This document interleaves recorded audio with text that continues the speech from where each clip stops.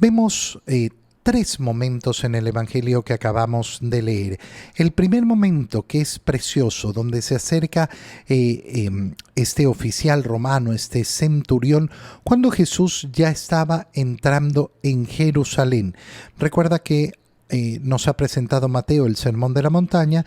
Ayer hemos leído cómo bajaba del monte con una multitud y ahora entra en Cafarnaúm, que es esa ciudad tan importante porque se ha vuelto el centro de operaciones de Jesús.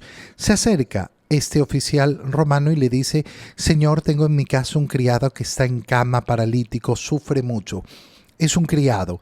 Por los otros evangelios sinópticos tenemos dos versiones. La primera es que no se acerca el oficial romano, sino que manda a pedir el favor, porque lo explica después. No ha querido molestar al Señor, no ha querido acercarse, no porque no pudiera, sino por ese deseo de no molestar al Señor. Simplemente mandar a un delegado y pedirle lo que estaba pidiendo. Y en segundo lugar, que ese criado lo quería mucho y era como un hijo para él. La respuesta del Señor, en todo caso, en los tres evangelios sinópticos es inmediata: voy a curarlo, me voy a acercar. Y entonces la negativa del oficial, que es tan hermosa, tan bella, que la utilizamos todos los días en la celebración de la Santa Misa.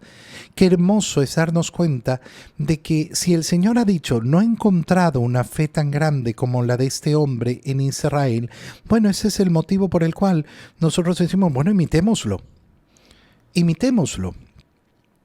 Y todos los días, al celebrar la Santa Misa, antes de recibir el remedio de los remedios, la sanación de las sanaciones, la verdadera salvación, que es el cuerpo de nuestro Señor Jesucristo, y dejarlo entrar en nuestra casa, en nuestro propio cuerpo, en nuestra propia persona, decimos estas palabras: Señor, no soy digno de que entres en mi casa, pero una palabra tuya basta.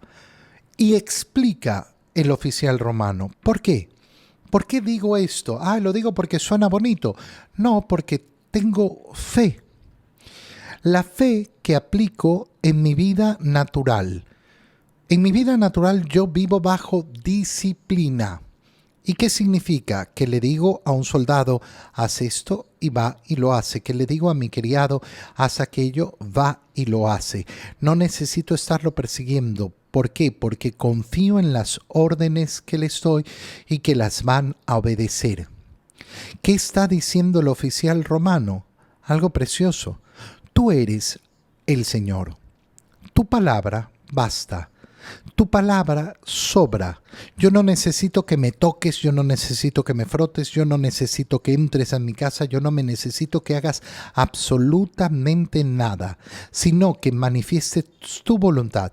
¿Por qué? Porque todo en el universo está sometido a tu palabra.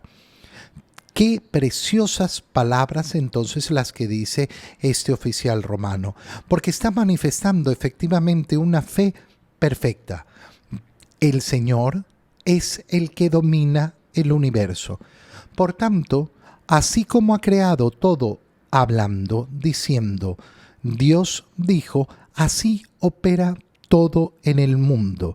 Entonces, el Señor se admira de esa fe. Yo les aseguro que ningún israelita ha hallado una fe tan grande. Y por eso lo que va a ocurrir es que van a venir muchos de Oriente, de Occidente. Les indica este oficial romano cuál es la importancia que tiene, que no es hijo de Abraham. Es un oficial romano, no pertenece al pueblo judío y sin embargo está recibiendo del Señor un halago tremendo por su fe. Y nos está mostrando en ese momento el Señor cómo la salvación va a ser ofrecida a todas las naciones, a todo el mundo. Y vendrán y se sentarán con Abraham, Isaac y Jacob en el reino de los cielos. Pero otros, los que eran herederos y que no han aceptado y que no han tenido esta fe, van a ser echados fuera. Fíjate en esta expresión, porque esta expresión es la que nos muestra qué es el purgatorio. No el purgatorio, el infierno.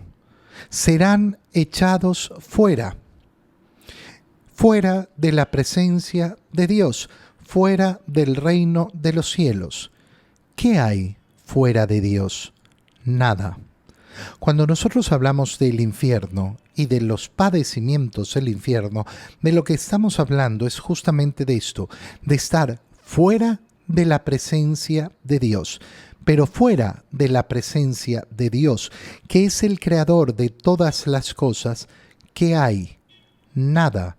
Por eso la definición más clara de infierno es ausencia de Dios. Ausencia de Dios significa ausencia de todo. ¿Y por qué? Porque Dios no va a obligar a nadie. Aquel que no quiere entrar en la presencia de Dios, Dios no lo va a obligar. Vuelve a tu casa, tu criado ha sido sanado y en aquel momento ese criado se sanó. Llega después a la casa de Pedro. ¿Por qué? Porque Pedro es de Cafarnaúm y tiene su casa y tiene en la casa a su suegra. ¿Qué significa esto? Que Pedro está casado. Significa que Pedro tiene una suegra. A veces nos queremos limitar a decir, ay no, pero si tiene una suegra está casado, pues obvio que ha estado casado. Es interesante, sin embargo, darse cuenta de que en ningún momento en los evangelios se nos presenta a la esposa de Pedro. Nosotros podemos asumir, bueno, pero si tiene suegra, tiene esposa, a menos que la esposa haya muerto. Y entonces tiene suegra, pero no tiene ya esposa. Esto porque muchos dicen, ay, Pedro era casado y dejó abandonada a su esposa para... En ningún momento se nos dice que ha dejado a su esposa, que la ha abandonado de una manera así expresa. Puede haber sucedido que tenía a su esposa, sí, viva, sí. No hay ningún inconveniente. El Señor no ha escogido en primer momento a personas que no estuvieran casadas para que fueran sus apóstoles.